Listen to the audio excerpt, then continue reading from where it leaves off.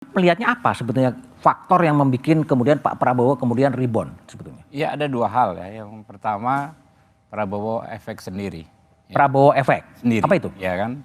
Kinerja beliau di Menhan ya yang sangat maksimal dan itu terbukti dari hampir semua lembaga survei menyampaikan mengabarkan beliau menteri dengan kinerja terbaik. Oke.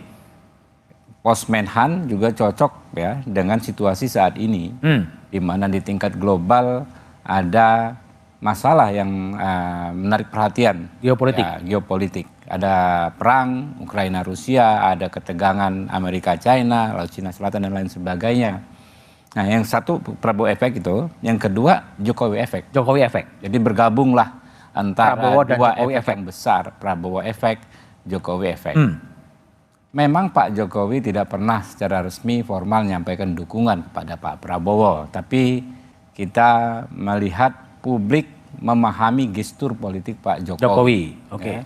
Gestur itu terlihat dari berbagai macam event, ya, mulai dari yang disampaikan di ulang tahun Perindo, aktivitas bersama di 3 kota, yang terbaru bahkan setelah musrah, di mana musrah tersebut tidak secara tegas menyampaikan adanya dukungan ke Ganjar seorang. Ya.